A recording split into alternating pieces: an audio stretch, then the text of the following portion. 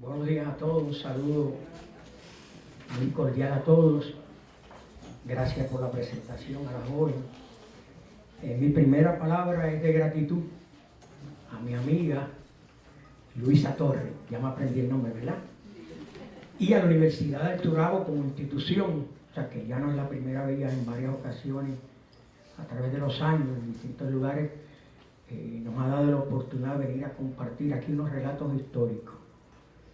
Yo soy de los que estoy convencido, a base de la experiencia que tuve durante 30 años, que nuestra historia lamentablemente ha sido ocultada, negada, sistemáticamente hay una frase que usan los abogados, con alevosía, ¿verdad? Con premeditación y alevosía. No hay otra excusa, un empeño en que este pueblo pierda la memoria histórica. De esa convicción que fue surgiendo a través de los años, en esos 30 años, por lo menos dentro de las limitaciones del sistema, traté en lo posible de combatir eso como maestro. Y así le aconsejaba a mis compañeros maestros: no hay excusa, busca libros, asigna trabajo de investigación, porque es bien importante la lectura, y aprovecho para felicitar a los bibliotecarios. Mi esposa me dijo que porque yo no estudié bibliotecología, porque yo soy loco con los libros, pero empaté una cosa con la otra. Bueno, y comparto esta reflexión de la importancia de la historia. Estoy seguro que muchas veces usted ha escuchado esta cita y dice una verdad muy grande y se nos olvida. Dijo un gran profesor, filósofo español, Jorge Santayana, que los pueblos que no conocen su historia están condenados a repetir sus errores. Cierro la cita y yo me tomo la libertad de añadirle algo, y sus tragedias también. Hoy vamos a hacer un relato dentro de las limitaciones de tiempo. La conferencia dura aproximadamente 1 hora 40 minutos, porque yo soy de los que le decía a mis estudiantes: no se puede entender ningún hecho histórico si no nos vamos atrás, o sea, vamos a hablar de los antecedentes históricos. Y entonces, esa es una verdad como un templo, hay que conocer la historia para evitar los errores. Prueba dolorosa de que parece que en nuestro país no hemos aprendido la historia porque no se nos ha enseñado. Y hago un llamamiento a los compañeros maestros, a los bibliotecarios y a los padres, a los abuelos, que fomenten la lectura de nuestra historia. Pues mire, la tragedia de la masacre de Ponce, ya estamos entrando en un tema. En estos días, hace 7 semanas, yo estuve en Ponce, yo todos los años voy allá a rendirle tributo a los héroes y los mártires. Se cumplieron 73 años, fue un 21 de marzo de 1937 a las 3 de la tarde, donde se cruzan las calles Marina y Aurora.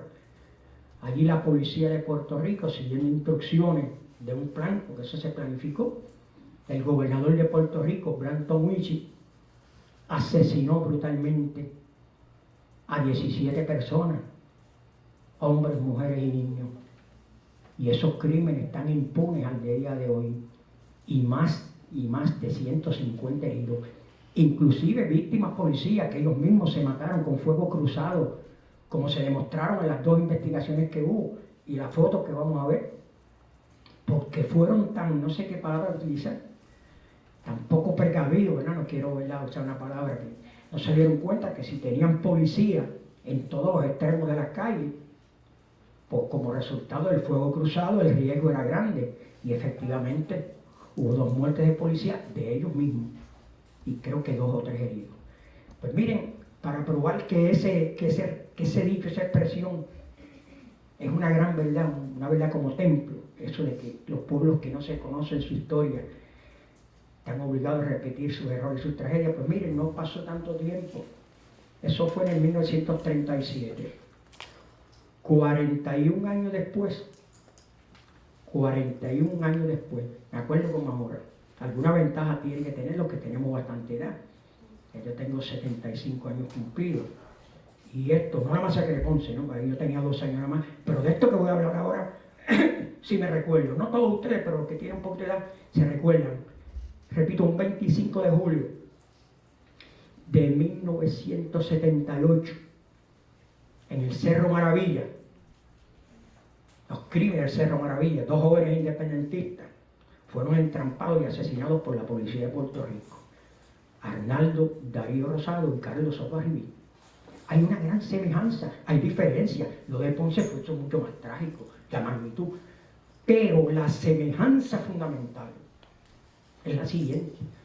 Fueron crímenes por motivaciones puramente políticas del gobierno colonial, y tiene nombre y apellido. En aquel momento era Brandon Winship, un norteamericano, y más tarde fue Carlos Romero Barceló. Todo eso se desfiló en las vistas públicas y hay pruebas. Lo que pasa es que no hubo valor suficiente para ir más allá y encauzar al gobernador, como tampoco lo hubo en aquella ocasión. Bien, así es que la tragedia en Puerto Rico se repitió en el Cerro Maravilla. Dios quiera que no se vuelva a repetir, por eso estamos aquí, para conocer esa historia. Bien, la conferencia, después de esta reflexión, yo la divido en 3 partes, porque es importante conocer los antecedentes, conocer a mi estudiante. Muy pocas cosas en la historia ocurren por pura casualidad, la mayor parte son por casualidad. Y los hechos históricos uno se van embanando con otros, en un momento dado convergen y ocurren los hechos históricos que a su vez se convierten en causa de otro futuro. Hay un dicho popular que dice que la violencia engendra violencia y los abusos y la injusticia generan unos malestares, unos descontentos. Es un círculo hasta que la humanidad no pare eso. Como decía Pablo VI, la paz es el fruto de la justicia. Bien, así es que voy a dividir la exposición en 3 partes. La primera parte yo la llamo antecedentes históricos. En forma esquemática, son muy somera, porque tanto que se habla de la historia de Puerto Rico. Yo parto del 98. 1898 es una fecha clave. Ya mismo vamos a hablar qué pasó en el 98. Y llego hasta 1930. Y ahí me detengo en el 30. Esa es la segunda parte, que son antecedentes, pero ya más cerca de la masacre de Ponce. O sea que los antecedentes los vamos a dividir de 1898 a 1930, y ya la segunda parte, antecedentes, nos estamos acercando de 1930 al 36. Los años terribles, esa es la palabra, terrible. La década del 30 ha sido terrible en la historia de Puerto Rico. Y luego, la última parte es los hechos en sí. ¿Qué ocurre en el 37? ¿Por qué ocurre? Ese mes de marzo, una semana antes, el mismo día. Y luego las investigaciones, que es importante. Hubo 2 investigaciones y un juicio.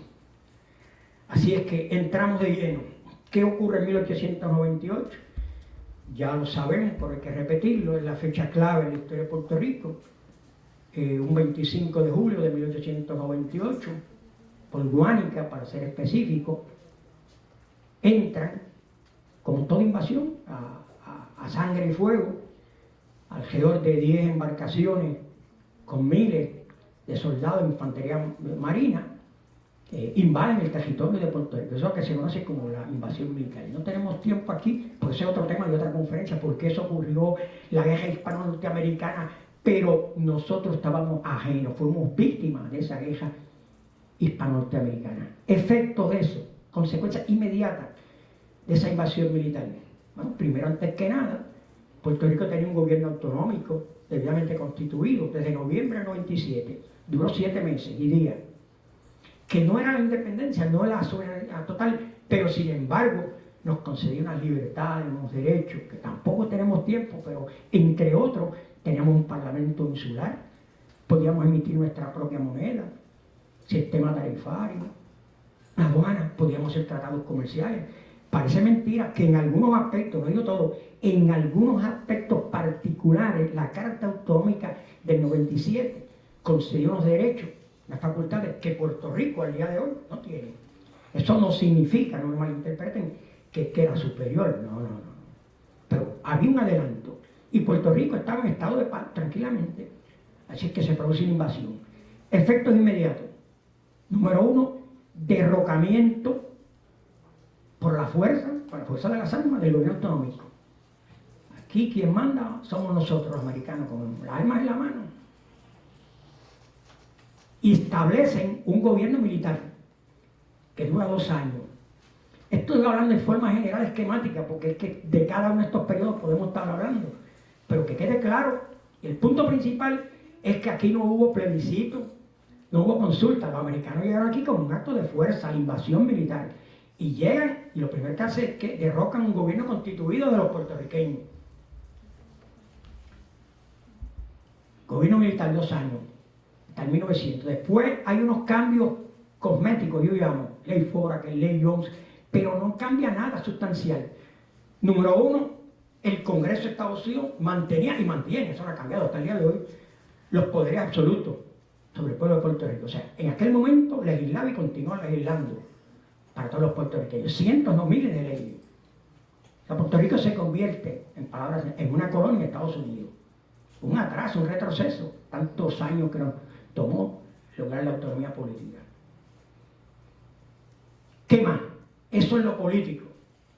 Pérdida de los derechos, pérdida del gobierno autonómico, imposición gobierno militar, luego unos cambios cosméticos, ley Fora, que es ley 11, otro poder que tenían importante, de nombrar los gobernadores. Eso cambió. En el 47 en adelante hubo un cambio, ¿verdad? Pero para aquella época, hasta 1948, que se aprueba la ley de gobernador electivo, los gobernadores eran nombrados por el presidente de Estados Unidos. Pero hubo otros cambios, no solamente en lo político salimos perdiendo, en lo económico y social, a grandes rasgos.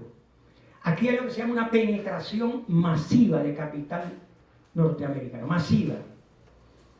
Llegan comerciantes, banqueros, eventualmente compañías de seguro, pero lo primero que llegaron fueron comerciantes, banqueros y gente interesada en explotar las tierras. Y con ese gran capital, más otros cambios que voy a hablar ahora, se les facilita la adquisición de tierra. Poco a poco, ya para 1930, la mayor parte de los terrenos cultivables de Puerto Rico estaba en manos de corporaciones norteamericanas, porque van a haber cambios económicos que les facilitan esa penetración de capital. Una de las primeras cosas que hace el gobierno de Estados Unidos es lo que se llama la devaluación de la moneda. Eso es un robo, eso dice el estudiante, no hay otra palabra. Impuesto en tal fecha, publicaron un edicto, creo que dieron 90 días. Dentro de 90 días, todo el dinero que ustedes tengan, que había una moneda aquí, moneda puertorriqueña que circulaba, tiene que entregarle el dinero al gobierno de Estados Unidos. Y a cambio de ese peso, nosotros le vamos, no se apuren que le vamos a dar una moneda, no se va a dar sin moneda, sí, pero le vamos a dar 60 centavos. En otras palabras, había una reducción de 40% en perjuicio del pueblo de Puerto Rico y en beneficio del gobierno y de las corporaciones norteamericanas. Y si juntamos todo esto, controlan poco a poco las tierras, van a controlar el sistema tarifario, las aduanas, monopolio comercial. Pues el resultado es la ruina económica de mucha gente, especialmente pequeños propietarios que van perdiendo las tierras. Pero hubo algo más, además de los efectos políticos, económicos y sociales, lo cultural, que a veces no le damos importancia y es bien importante el aspecto cultural. Y esto ocurre a la vez simultáneamente. Lo que pasa es que para propósitos de estudio y de análisis uno separa, pero no, en la realidad los procesos políticos, económicos, sociales y culturales se dan a la vez día a día. Estados Unidos, a través de los gobernantes que llegan aquí y la gente que nombra, que colaboran con ellos, porque no toda la responsabilidad, siempre he dicho, no toda la responsabilidad se la podemos echar al gobierno de Estados Unidos nada más. No. La responsabilidad principal, pero vamos a decir la verdad, aquí desde que llegó Estados Unidos a gobernar, ha habido una colaboración, por no usar otra palabra, de muchos puertorriqueños en los partidos coloniales, que le han facilitado ese dominio económico, político y cultural. Y en lo cultural comienzan con una agenda que no ha terminado. Lo que pasa es que ahora tiene distintas formas y maneras. La agenda era clara: destruir lo que es indestructible, porque no han logrado. Esa es la única lucha que hemos ganado nosotros, la lucha cultural. Destruir la cultura, la nacionalidad, el idioma, la memoria histórica. Eso en parte han hecho daño, pero estamos tratando de recuperarla. Y si alguien tiene duda que esto fue planificado, yo les recomiendo un libro, espero que esté aquí. El libro se titula La americanización de Puerto Rico y el sistema de educación pública. Lo publica, es la publicación de la tesis doctoral que hizo la doctora Aidita Negrón de Montilla. Tuve el privilegio de conocerla. Esa fue su tesis doctoral, 1900 a 1930. Ella probó lo que todo el mundo sabía, pero no es lo mismo decir algo que demostrarlo, probarlo, documentarlo. Examinó miles, y no exagero, miles de leyes, reglamentos, cartas circulares, y probó, la tesis de ella la probó, que desde que llegaron en el 98 hasta el 30, llega hasta el 30, pero eso continuó. Por ejemplo, el idioma, aquí se impone el idioma inglés, se desplaza el español. Aquí hasta el 48 para hacer esto, hasta el 50 años, aquí las asignaturas, con excepción del español, naturalmente, todas además se daban en inglés, que son un absurdo, son antipedagógicos. Pues les recomiendo ese libro. Así es que, resumiendo, los efectos, las consecuencias fueron devastadores en lo político, en lo económico, social y lo cultural. Y esto es bien, bien importante, porque esto nos va a ayudar a entender qué va a ocurrir en Puerto Rico de 1930 en adelante. Porque ante esa situación, ante esa avalancha, esa penetración, esos intentos de asimilarnos, ese control de tierra, explotación económica, dominio político, el pueblo de Puerto Rico naturalmente no se va a quedar de brazos cruzados. Naturalmente se divide el pueblo. Esa es una de las divisiones. Venimos arrastrando eso, hay una división sobre las tres tendencias políticas desde el principio del siglo: los autonomistas, los anexionistas y el movimiento independentista. Y el sistema aprovecha eso, lo mantiene dividido. Pero entonces en 1930, ahí va a haber un cambio significativo en la historia, porque va a surgir un movimiento que va por primera vez a enfrentar, a confrontar, pero de verdad abiertamente, ese sistema de dominio colonial en lo cultural, político. Bien. Vamos a hacer una pausa aquí porque también tenemos unas fotos y unos documentos aquí. El primero. Bien, se me estaba olvidando, pero estamos a tiempo.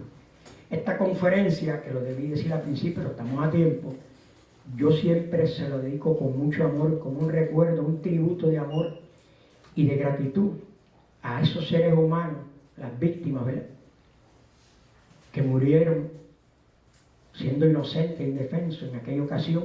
Y no se olviden que esos crímenes quedaron impunes hasta el día de hoy. Fueron 19 víctimas, 17 civiles y 2 policías que ellos mismos mataron, ¿verdad?, por la irresponsabilidad. Pues con mucho amor, y lo recuerdo, vamos a mencionarlo, Georgina Maldonado, de la cual vamos a hablar más tarde. Esa era la niñita de 12 años. María Hernández, Obdulio Rosario, eso era matrimonio. Iván Rodríguez, Genaro Rodríguez, padre e hijo. Bolívar Márquez, del cual vamos a hablar luego, el joven que agonizando escribe un mensaje. Juan Cotal, José Delgado, Luis Jiménez, Ramón Ortiz, Ulpiano Perea, que está emparentado con el profesor, el dramaturgo Ramos Perea, que eso lo inspiró, lo motivó a él a hacer un drama. Él tiene un drama histórico sobre la masacre de Ponce.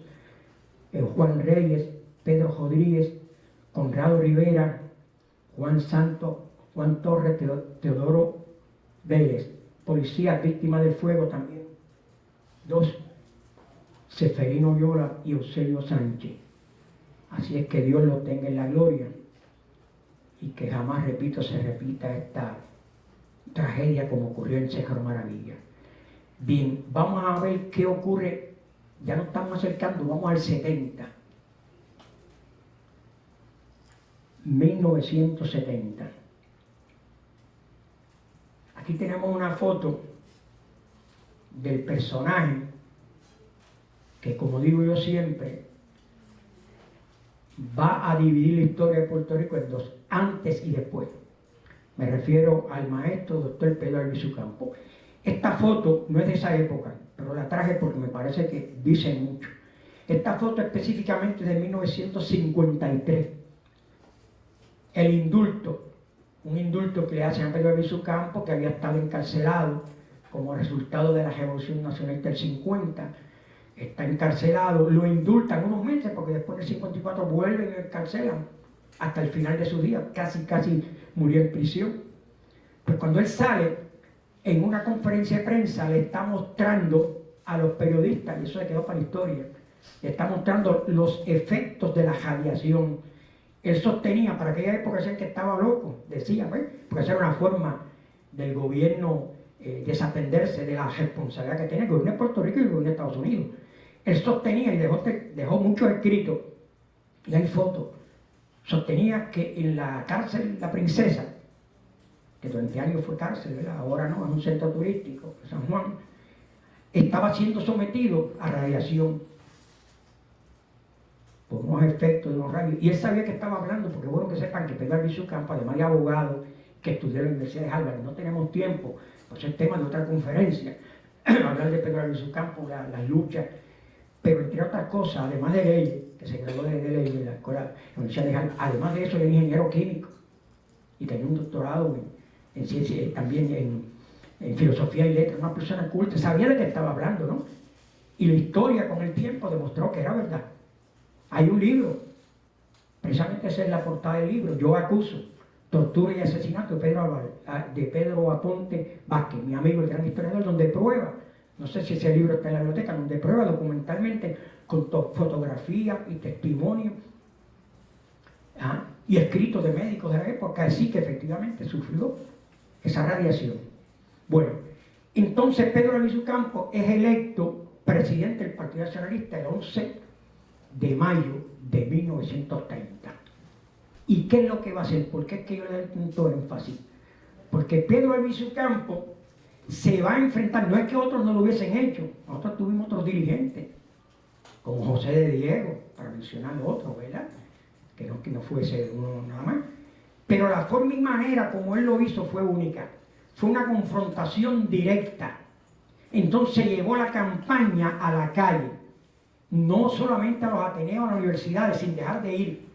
Yo diría que Pedro Albizu Campos desarrolla la campaña política más intensa, más honesta, más combativa y más valiente en la historia de Puerto Rico. Hombre muy sensible, muy comprometido con su país, de origen humilde, que él estudió con beca, vamos a aclarar, y sufrió el discrimen, porque era mulato. O sea, con todas esas limitaciones, pero fue un hombre que nos dio una gran lección. En vez de quedarse en Estados Unidos, a él le ofrecieron trabajo a él. Y a la doctora Laura Meneses, que era su novia, que más tarde se convierte, era doctora también, en ciencias naturales, le ofrecieron trabajo. Don Pedro era una eminencia, dominaba varios idiomas, ingeniero químico, abogado, y no se quedó en Estados Unidos, le ofrecían trabajo en la Universidad de Harvard, oficial jurídico del Tribunal Supremo, y todo eso lo dejó para regresar a la patria y luchar por la libertad de Puerto Rico. Por eso es que lo admiramos tanto. Entonces, ¿cuál era el mensaje de Pedro Albizu Campos? 3 puntos. Bien breve, pero lo esencial. Para que vean por qué ocurre lo que ocurre y la reacción del gobierno de Lenin. En lo político, primero, el primer punto de Pedro Albizu Campos, eso está vigente al día de hoy, condena abiertamente la invasión militar. O sea, nada justifica la invasión militar de un país por otro, nada. Y eso sigue siendo cierto a través del tiempo. Eso está condenado por el derecho internacional. De ahí se parte. Las raíces de los problemas de este país están en ese 25 de julio, porque eso trae unas consecuencias, como yo se le dije, que ahora se han agravado muchos de esos problemas. De ahí parte la ideología de Pedro Albizu Campos, la condena abierta a la invasión militar. Pero no se queda ahí, porque entonces algunos defensores del colonialismo y de esa invasión militar no la niegan, pero dicen, no, lo que pasa es que hubo un tratado, el famoso Tratado de París, en diciembre de 1898. Don Pedro le contesta fácilmente, ese tratado es nulo, no tiene ningún valor ni legal, jurídico y moralmente menos. Un tratado impuesto como resultado de una guerra, Estados Unidos pues derrota a España, que ya no le quedaba nada, y lo obliga, le amenaza, o me firme ese tratado, o ya tú sabes lo que pasa. Continuaba la guerra indefinidamente. Ya la guerra acá le había cogido todo lo que tenía, las Filipinas, Cuba, Puerto Rico, pues podía enfilarse para allá. para el territorio español. Y España fue cobarde, no nos ayudó ni nada. Y eso se olvidó de los compromisos de la Carta Autonómica, que la Carta Autonómica, unas disposiciones, dice claramente que cualquier cambio en el estatus político de Puerto Rico tenía que ser consultado y consentido por los puertorriqueños. Todo eso se quedó abajo. O sea que ellos, en París, allí no hubo ninguno representante de los puertorriqueños, de Puerto Rico, ¿no? O sea, nos dieron como botín de guerra. Por lo tanto, no hay que ser abogado, ¿no? Para eso. Ese Tratado de París no tiene ningún valor. Ni España, una frase que se la resume, ni España tenía autoridad para cedernos, como nos cedió, como si fuéramos una finca, un objeto, y menos autoridad tenía Estados Unidos para aprovecharse. Así que de ahí parte. Entonces, a base de eso, por lo tanto, la presencia de Estados Unidos en Puerto Rico, decía don Pedro con mucha razón, es ilegítima. Ilegítima desde todos los puntos de vista, el derecho internacional, moralmente ni se diga. Y lo menos que pueden hacer los puertorriqueños es combatir este sistema y reclamar constantemente el derecho que tienen los puertorriqueños, como todos los pueblos, con el pueblo americano. Pero si alguien luchó por la independencia fue Estados Unidos, tuvo 8 años peleando por la independencia, la famosa guerra de independencia. Y esa es la base. Esos 3 puntos: condena la invasión militar, rechaza lo que llama la nulidad del Tratado de París, y segundo, reclama el derecho de independencia. Pero tenía otro mensaje. A la misma vez que hablaba de esa parte política donde están las raíces de los problemas, hablaba de lo social y lo económico. Don Pedro va a ser el que primeramente, de los dirigentes independentistas, ataca, pero fuertemente condena, como tenía que ser, a las grandes corporaciones norteamericanas. Fíjense que 8 corporaciones norteamericanas eran dueñas de más de la mitad de las tierras en Puerto Rico. Una explotación económica tremenda. Son dueños del recurso principal que tiene un pueblo, que es la tierra. Se han hecho estudios de aquella época y dice que los salarios de los puertorriqueños, para aquella época, la década del 30, nunca llegaron como mucho a 10 centavos la hora. Entre 8, 9 y 10 centavos la hora. Él condena abiertamente eso y hace responsable al gobierno de Estados Unidos, que es el que permite la penetración económica de las grandes corporaciones. Otro dato comprobado: 65.000 pequeños propietarios puertorriqueños antes de la invasión, con el tiempo, poco a poco, habían perdido las tierras y se habían convertido en peones, uso esa palabra de gráfica, peones de las corporaciones azucareras. Y don Pedro tenía una frase que resumía todo esto. Él le llamaba a esa situación de injusticia, de indefensión, la esclavitud azucarera. Pero tenía otro mensaje, mensaje cultural. Don Pedro, que conocía mucho la historia del mundo, de la humanidad, leía mucho la historia de las luchas de Irlanda, de la India, de América Latina, sabía la importancia de la historia, de la cultura, de la identidad, y naturalmente tiene que rechazar, condenar la imposición del inglés. Aquí se llegó al extremo de, además de imponer el inglés, aquí se importaban libros de Estados Unidos, se llegaron a importar maestros de Estados Unidos. Entonces los puertorriqueños maestros de aquí los enviaban a Estados Unidos para que aprendieran inglés, para que le enseñaran en inglés las clases. Todo eso él lo combate. El currículo, las leyes. Aquí entonces se celebraban únicamente las efemérides, los días de importancia histórica de Estados Unidos. Entonces, pues naturalmente tenía que combatir toda esa americanización, esa deshumanización del ser puertorriqueño. Entonces ocurre, lamentablemente, lo que ocurre siempre. Este movimiento que tiene nombre, el Partido Nacionalista, que no era el solo, era el líder. Porque alrededor va a haber gente valiosísima, como Clemente Soto Vélez, intelectual, Juan Antonio Corregel, gente valiosísima. Poco a poco, ese mensaje, porque don Pedro visita todos los municipios de Puerto Rico, todos los campos, con ese mensaje. Y don Pedro tenía una capacidad tremenda en la oratoria. Lo mismo podía hablar a la persona humilde, al campesino, que también podía ir al Ateneo a dar una conferencia. Y poco a poco, estamos en 1930, y poco a poco ese mensaje va llegando, va calando en la conciencia de los puertorriqueños. En otras palabras, los puertorriqueños van abriendo los ojos, van despertando a la realidad de la condición colonial de Puerto Rico. Y ocurre lo que siempre ocurre. El sistema se siente amenazado. Cuando digo sistema, me refiero al sistema colonial, el gobierno colonial y las grandes empresas. Y si este hombre sigue y el movimiento nacionalista, pues va a llegar el momento que van a ser mayoría, nos van a exigir, nos van a reclamar. Y entonces todos esos privilegios, esos poderes, pues, entonces viene lo que llama la reacción, que es lo que ocurre siempre, la represión. La represión, que no es otra cosa que la fuerza, de distintas formas, la persecución, la cárcel y en algunos casos la muerte, como va a culminar la masacre de Ponce y otras masacres más, porque no es la única. Vamos a ver. En el 1933 es un año de muchas luchas sociales y políticas en Puerto Rico. El nacionalismo va creciendo, pero a la misma vez, simultáneamente, debido al estado de pobreza y desigualdad, hay un movimiento de rebeldía social. O sea, los obreros empiezan a reclamar derechos, especialmente los obreros de la caña, que eran los peor tratados, los menos que ganaban. Y va a haber una huelga en particular famosa, la huelga de 1934, que vamos a hablar ya mismo.